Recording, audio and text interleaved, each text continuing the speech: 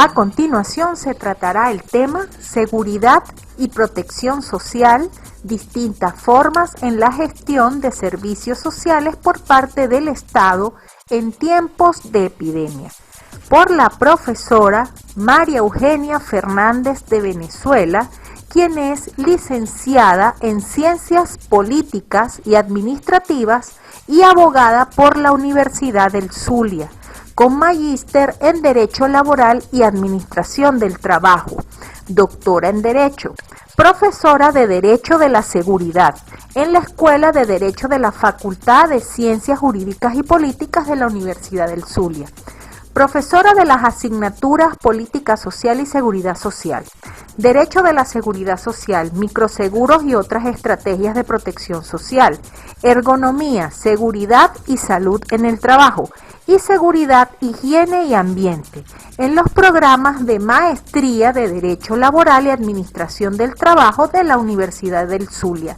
directora del Centro de Investigaciones y Estudios Laborales y Disciplinas Afines de la Facultad de Ciencias Jurídicas y Políticas de la misma Casa de Estudios, editora de la revista arbitrada Gaceta Laboral y autora del libro Derecho Venezolano de la Seguridad Social. Muy buenos días para todos. Vamos a hablar sobre seguridad social y protección social y la gestión de los servicios sociales por parte del Estado en tiempos de epidemia. Lo primero sería definir brevemente, qué es la seguridad social, qué es la protección social y qué son los servicios sociales, para que luego hablemos de su gestión.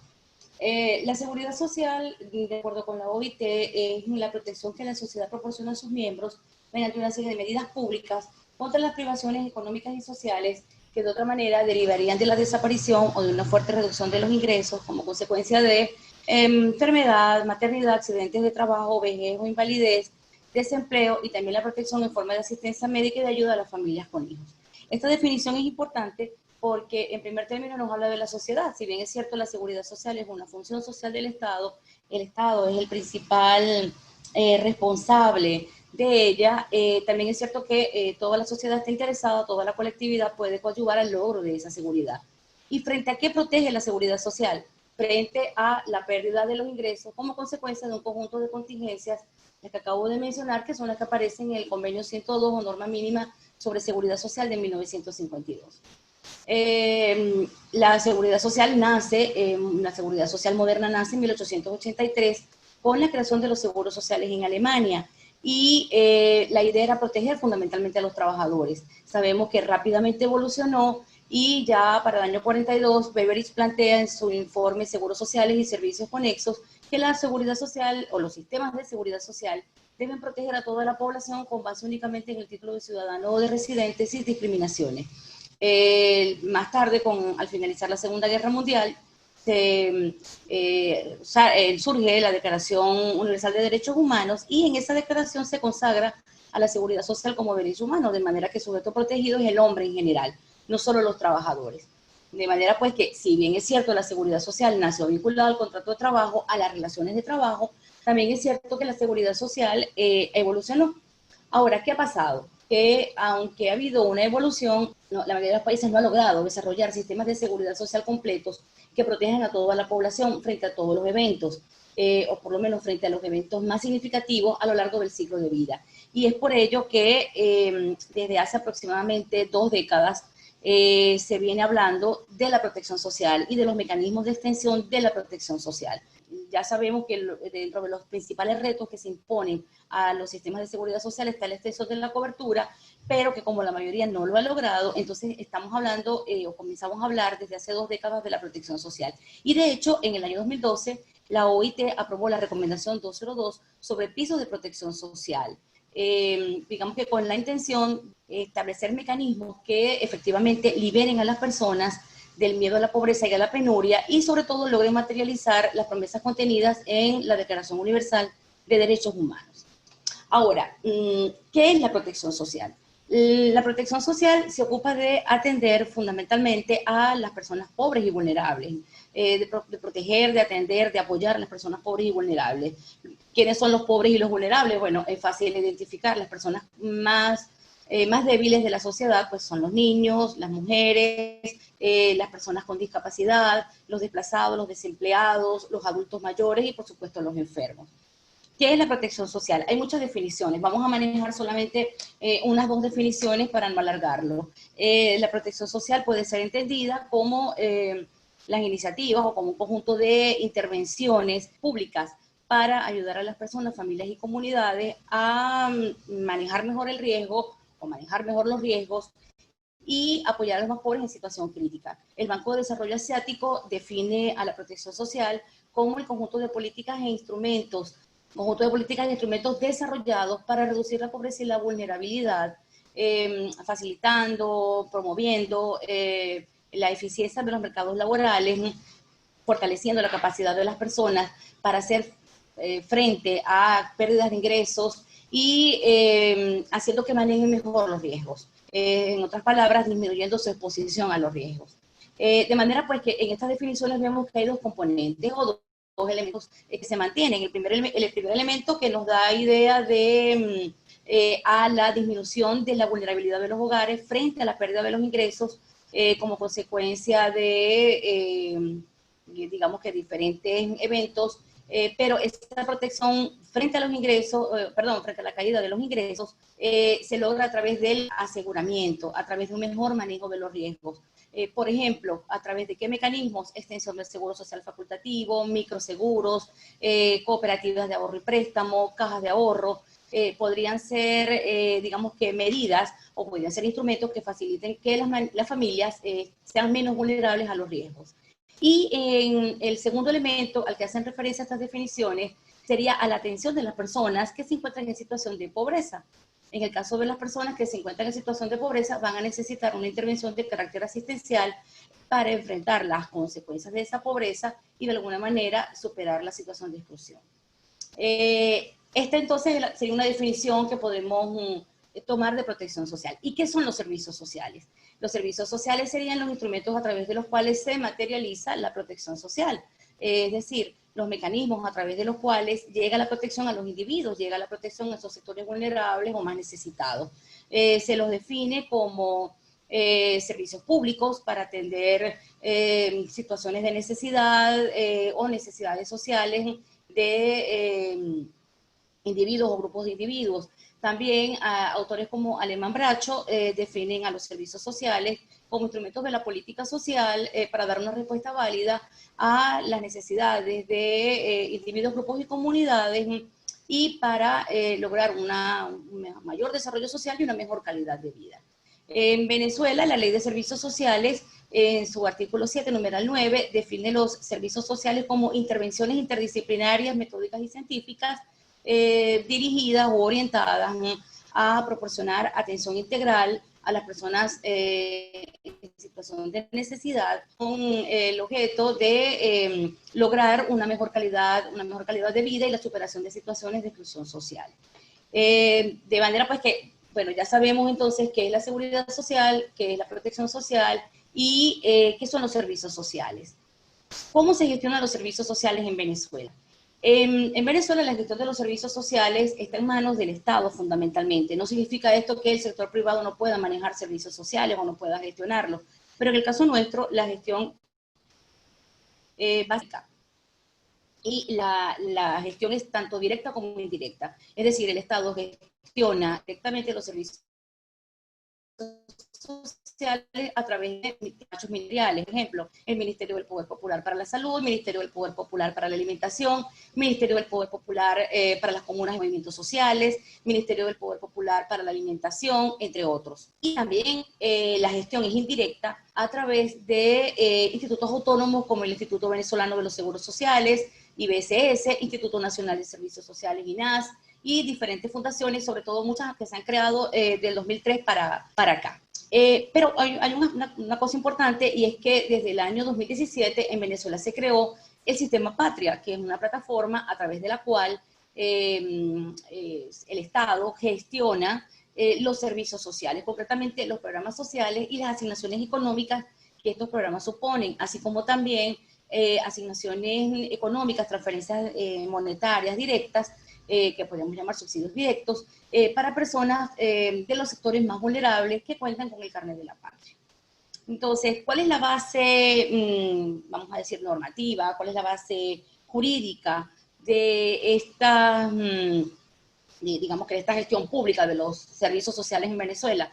Bueno, en primer término, nos encontramos con la Constitución, el artículo 86 de la Constitución, que consagra el derecho a la seguridad social, y más o menos dice esto: toda persona tiene derecho a la seguridad social como servicio público de carácter no lucrativo, y el Estado tiene la obligación de garantizar la efectividad de este derecho, creando un sistema de seguridad social universal, integral, de financiamiento solidario, unitario y participativo, de contribuciones directas o indirectas. Y luego nos dice: la ausencia de capacidad contributiva no será motivo para excluir a las personas de su protección.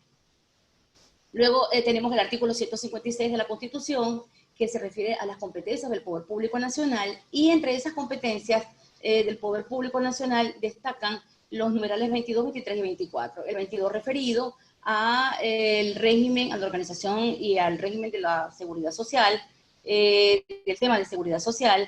El numeral 23, que se refiere a las políticas y a la legislación en materia de sanidad, agua, ambiente, seguridad alimentaria, vivienda. Y el numeral 24, que se refiere a las políticas y a los sistemas nacionales de educación y de salud. También tenemos la Ley Orgánica del Sistema de Seguridad Social, LOS, del año 2005. Esta ley nos interesa porque es la que regula el régimen prestacional de servicios sociales al adulto mayor y otras categorías de personas. Perdón, no lo regula, crea el régimen prestacional de servicios sociales al adulto mayor y otras categorías de personas, que está dirigido a garantizar una mejor calidad de vida, y no solamente garantizar una mejor calidad de vida, sino también a mantener la calidad de vida de las personas que son objeto de atención de este régimen, adultos mayores y otras categorías de personas en situación de necesidad, pero digamos que basados en el principio de respeto a la dignidad humana. También nos interesa la Ley de Servicios Sociales, que regula el régimen prestacional de servicios sociales al adulto mayor y otras categorías de personas. Y finalmente nos interesa el decreto con rango, valor y fuerza de ley orgánica de misiones, grandes misiones y micromisiones, que se dictó en el año 2014, y a través del cual el Estado, conjuntamente con el Poder Comunal, que debemos decir no está previsto en la Constitución, digamos que regula los mecanismos a través de los cuales se busca promover el desarrollo social y la protección social de los ciudadanos y ciudadanas. Finalmente podremos indicar también el Plan de la Patria 2019-2025, que en el punto 235 señala como uno de los objetivos superar la situación o continuar superando la situación de pobreza y exclusión social a través de, y eliminando las desigualdades, por supuesto, a través de la erradicación de la pobreza extrema y la disminución de la pobreza en general hasta su total eliminación. Entonces, digamos que esas son las bases para esta gestión pública de los servicios sociales. Entonces, a continuación vamos a hablar un poco de lo que es el régimen prestacional de servicios sociales al adulto mayor y otras categorías de personas. Vamos a hablar de las misiones sociales y vamos a hablar también del sistema patria. ¿Por qué nos interesa tocar estos tres elementos, por llamarlos de alguna manera? En el caso del régimen prestacional de servicios sociales, porque está previsto en la Ley Orgánica del Sistema de Seguridad Social, LOS, del año 2002, y forma parte del sistema de seguridad social. En el caso de las misiones, porque ha sido el instrumento a través del cual el Estado ha venido atendiendo a los sectores sociales y digamos que a los sectores de la población más vulnerables desde el año 2003 hasta el presente. Y la plataforma Patria o el sistema Patria, porque es, digamos que el mecanismo a través del cual están llegando las asignaciones económicas a los sectores más carenciados. Respecto al régimen prestacional de servicios sociales al adulto mayor y otras categorías de personas, es necesario aclarar que en Venezuela se inició un proceso de reforma estructural del sistema de seguridad social desde el año 1997. Ese proceso no está concluido, ha pasado por numerosas etapas, numerosos momentos, y desde el año 2002, cuando se promulgó la Ley Orgánica del Sistema de Seguridad Social, LOS, allí se estableció que el sistema estaría integrado por tres sistemas prestacionales: sistema prestacional de salud, sistema prestacional de previsión social y sistema prestacional de vivienda y hábitat. Cada uno de esos sistemas prestacionales debía estar a su vez integrado por uno o más regímenes prestacionales, o está integrado por uno o más regímenes prestacionales. En el caso del régimen prestacional de previsión social, allí se encuentra incluido este régimen prestacional de servicios sociales al adulto mayor y otras categorías de personas. Este régimen también debemos decir que está pensado para atender a personas sin capacidad contributiva, carentes de recursos económicos. Es un régimen netamente asistencial, de manera que se financia por la vía del presupuesto nacional, por la vía del tesoro público, por la vía impositiva.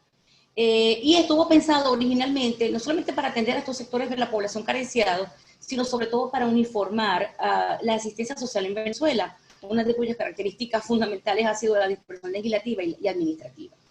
No obstante, este es un régimen que prácticamente no está en funcionamiento. Pero bueno, antes de llegar a eso, vamos a decir que el régimen prestacional de servicios sociales al adulto mayor y otras categorías de personas, de acuerdo con el artículo 3 de la Ley de Servicios Sociales que lo regula, está destinado o está dirigido a atender a las personas, a los venezolanos residenciados en el territorio de la República y a los extranjeros residenciados legalmente en él, de 60 o más años de edad. También a venezolanos y extranjeros residenciados en el territorio de la República, menores de 60 años de edad en estado de necesidad y no amparados por otras leyes, instituciones o programas que otorguen prestaciones similares.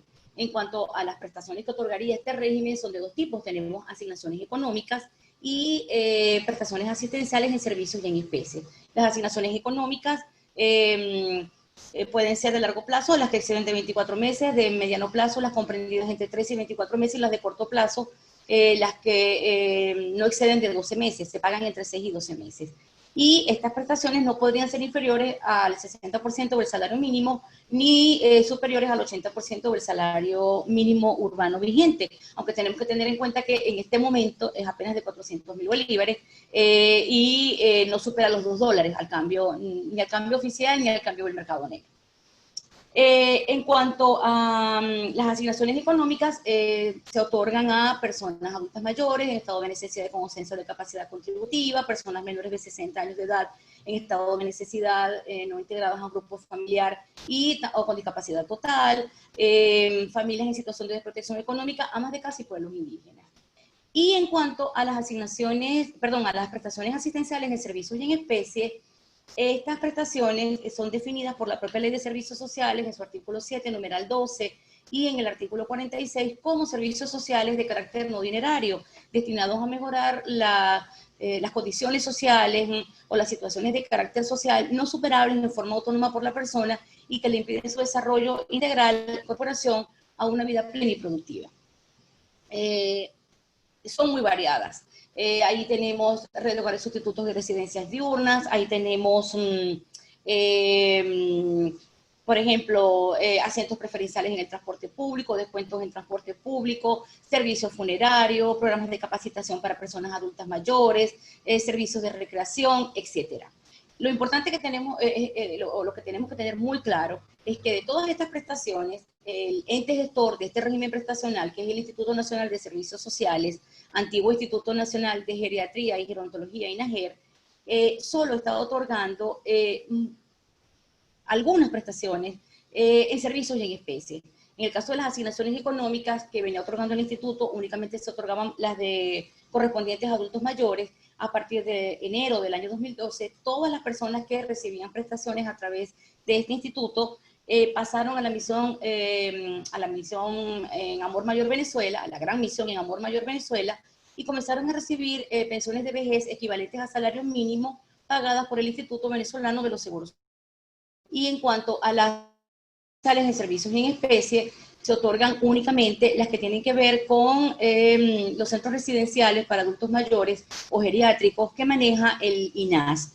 Esto, entre otras razones, porque la mayoría de estas prestaciones, por no decir todas, de acuerdo con la propia Ley de Servicios Sociales, deben ser objeto de regulación a través del reglamento de la Ley de Servicios Sociales, el cual no ha sido dictado. Entonces, de manera que, digamos que el funcionamiento del régimen prestacional de servicios sociales está muy limitado, en otras palabras, prácticamente no funciona, salvo estos servicios de atención en centros residenciales para adultos mayores.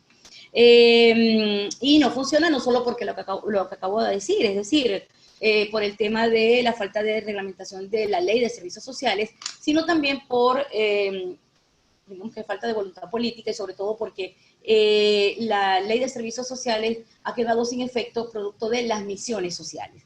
Todas las áreas que corresponden, que correspondería desarrollar y atender a este régimen prestacional, inclusive a otros regímenes prestacionales, está siendo cubierta, está siendo manejada por las misiones sociales. Y eso me lleva entonces al segundo aspecto que deberíamos tocar dentro de los servicios sociales, que serían las misiones sociales. Las misiones sociales surgieron en el año 2003. Se trata de una iniciativa del gobierno nacional dirigida a atender a los sectores sociales más vulnerables, más carenciados y sobre todo los que presentaran déficit más alto de atención en materia de política social. Estas misiones, oficialmente, formalmente, se trata de programas sociales que están dirigidos a superar la situación de pobreza y de exclusión social, sustituyendo esta situación por una calidad de vida, por mejores condiciones de vida, conforme a la dignidad humana o conforme al principio de respeto a la dignidad humana. De forma tal que misiones sociales vinieron a llenar un vacío en tema de atención a la población. Estas misiones surgieron en un momento muy álgido, momentos de mucha dificultad desde el punto de vista de la polarización política y conflictividad política en Venezuela. Surgieron en el año 2003, cuando estábamos saliendo de un paro nacional petrolero, de diciembre de 2002 a enero de 2003, y también estábamos a las puertas de un referéndum revocatorio presidencial que tuvo lugar en agosto del año 2004. Las misiones se desarrollaron de manera masiva, muy rápidamente. Para que tengamos una idea, para el año 2014 ya existían 31 misiones diferentes, otorgando los más variados servicios sociales. Desde asistencia médica, programas de alfabetización, educación primaria y secundaria, alimentos subsidiados, cedulación, atención a personas en situación de calle, hasta vivienda. Entonces, las misiones han abarcado muchísimos aspectos y por eso es que decía que de alguna manera han dejado sin efecto las leyes de los regímenes prestacionales previstos en la Ley Orgánica del Sistema de Seguridad Social. Estas misiones se desarrollaron, como decía, muy rápidamente y también de manera desordenada. De alguna manera resultaban, en algunos casos, resultaban como creaciones a veces salidas de un programa de televisión. O sea, las misiones a través de decretos improvisados, sin las necesarias regulaciones y sobre todo sin los controles, con mudanzas constantes de un ministerio a otro, cambiando de ente gestor, pues bueno, fueron surgiendo de manera bastante desordenada. Y quizás para cubrir estas debilidades, sobre todo la escasa cobertura, digamos que la falta de controles en el manejo de los recursos, y para darles permanencia, para darle carácter permanente, en el año 2014 se dictó la ley orgánica o el decreto con rango, valor y fuerza de ley orgánica de misiones, grandes misiones y micromisiones, a través de la cual, como decía anteriormente, o como ya dije, se pretendió regular o se pretende regular los mecanismos a través de los cuales el Estado, conjuntamente con el Poder Comunal, promueven el desarrollo social y la protección, el desarrollo social integral y la protección social de ciudadanos y ciudadanas.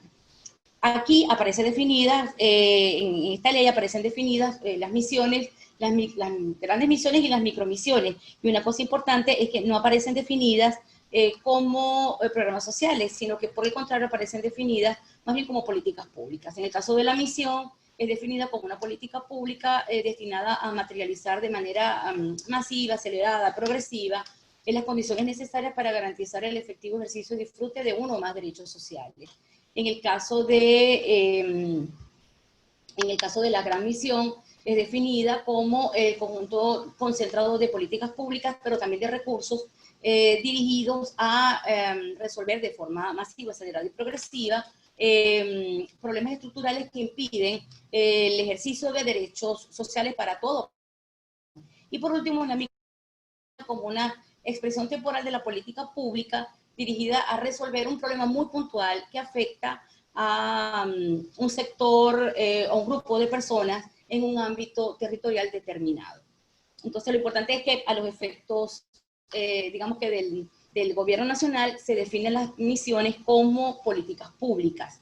Esta ley de misiones también establece un Fondo Nacional de Misiones, crea un Sistema Nacional de Misiones y define los sujetos de atención, que es muy importante.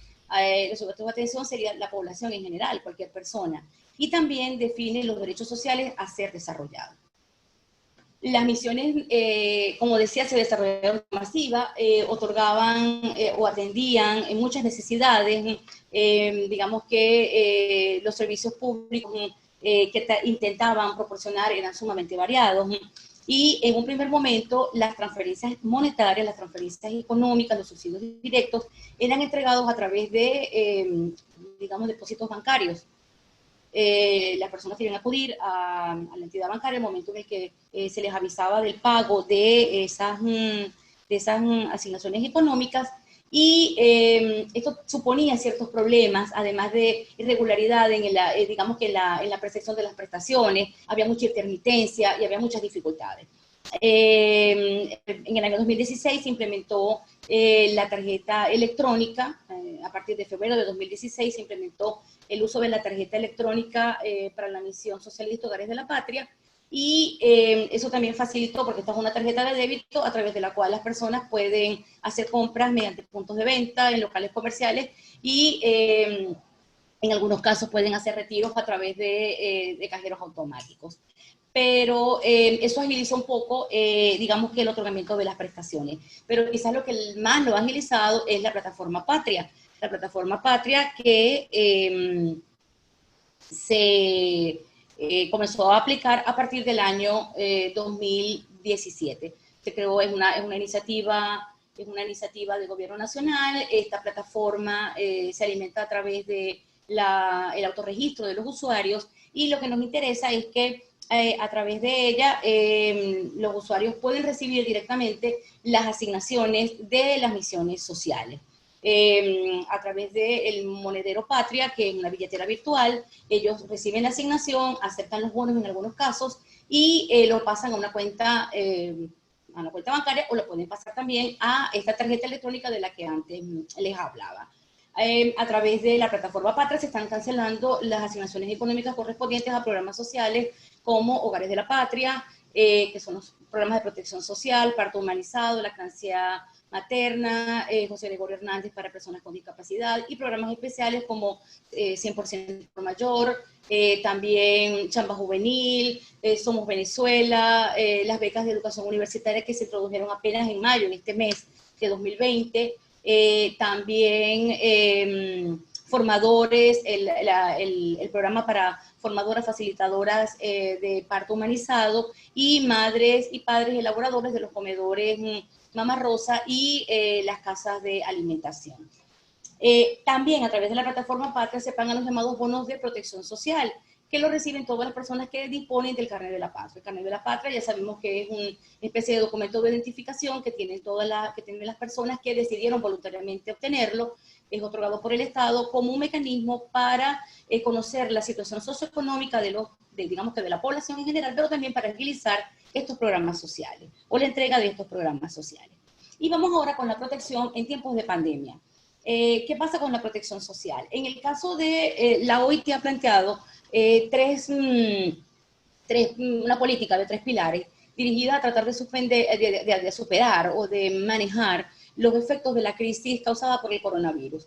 Esos 3 pilares son: el primer pilar es de protección a los trabajadores en el lugar de trabajo, obviamente tratar de minimizar digamos que las consecuencias directas del coronavirus, siguiendo las directrices de la Organización Mundial de la Salud. El segundo pilar tiene que ver con el fomento al empleo, el fomento a la actividad económica, el mantenimiento de la mano de obra a través de políticas económicas y de empleo. Y el tercer pilar, que es el que nos interesa, se trata del apoyo a los ingresos y también al mantenimiento el apoyo al empleo y al mantenimiento de los ingresos de las empresas y de los trabajadores, que han sido los que más se han visto, sobre todo los que más se han visto afectados, porque debido al coronavirus no pueden desplazarse, se han cerrado espectáculos públicos, se han cancelado espectáculos públicos, se han roto cadenas de suministro, han cerrado empresas, han cerrado fábricas, etc.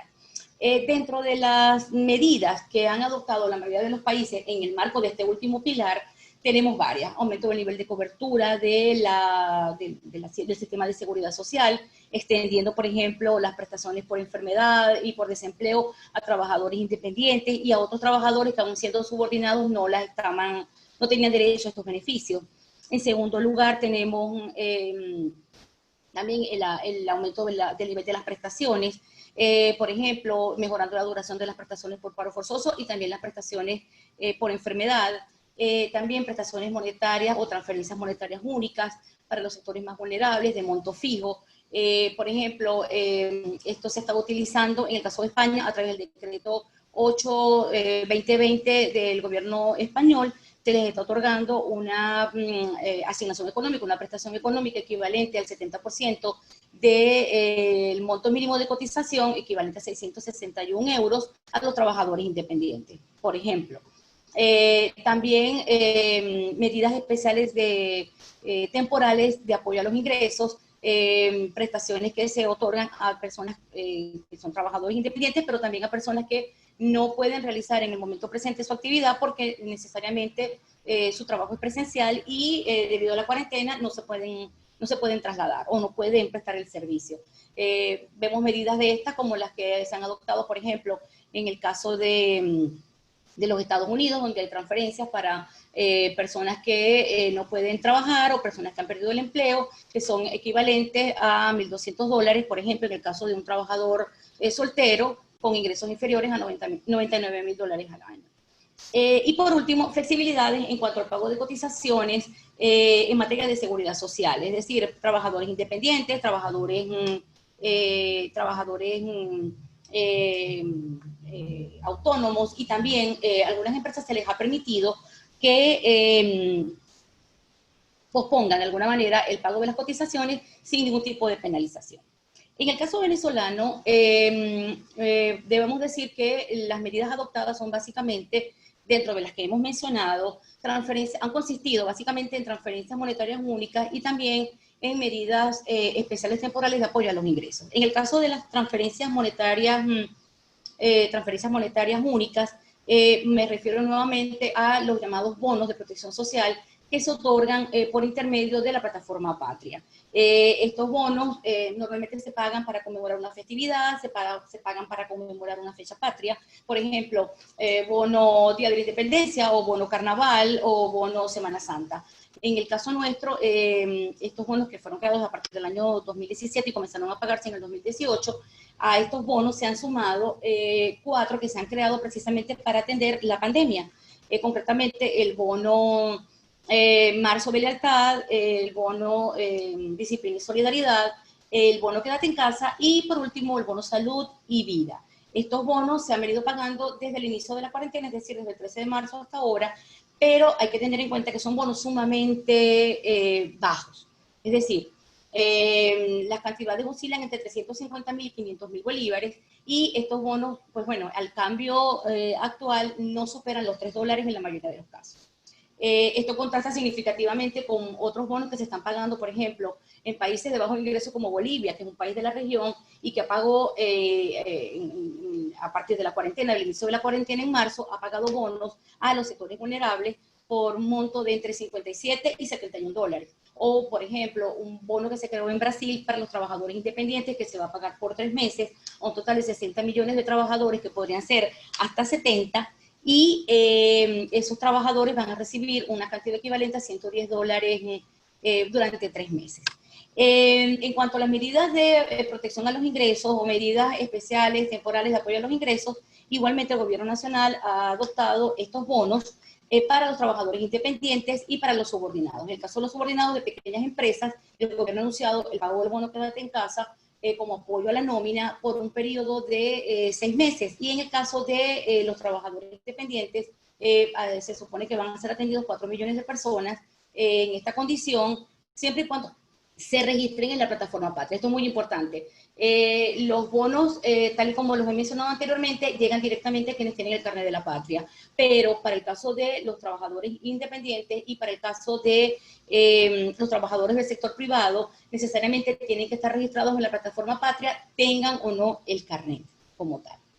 Y bueno, para que veamos, digamos que para finalizar ya como consideraciones finales, pues bueno, lo primero que tenemos que tener en cuenta es que la protección social no podemos considerarla como un sustituto del sistema de seguridad social, al contrario, lo complementa, la protección social lo que podría es convertirse en un instrumento que permita la universalización de la cobertura y digamos que la mejora en la calidad de vida de la población de manera sostenible.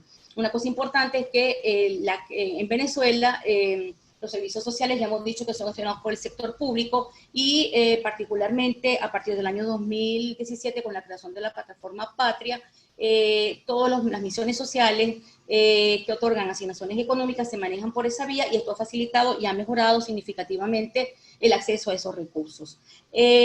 Otra cosa importante que tenemos que decir es que en Venezuela las medidas, como decía anteriormente, han consistido fundamentalmente en transferencias económicas que no satisfacen las necesidades de la población.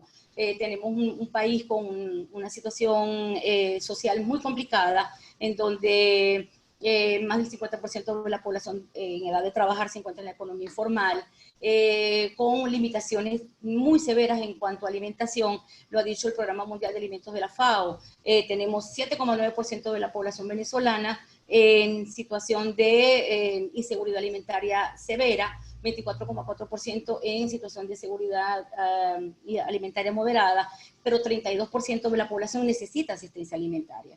Además, 87% de la población, según datos no oficiales, se encuentra en pobreza, en situación de pobreza, y de ese 87%, 61,2% en pobreza extrema, de manera que solo 13% de la población venezolana declara ser no pobre. Entonces tenemos una situación muy compleja en el país que digamos que se acentúa por la crisis generada por el COVID-19. Pero también hay que tener en claro que estamos dentro de un contexto mundial que está padeciendo los efectos de esta crisis y que esta crisis ha dejado en claro que debe profundizarse la protección social. Los estados deben hacer inversiones significativas en la mejora de los servicios sociales, sobre todo lo que tiene que ver con el acceso a la salud, sobre todo lo que tiene que ver con la protección frente al desempleo medidas para apoyar a los trabajadores a través de subsidios en caso de enfermedad.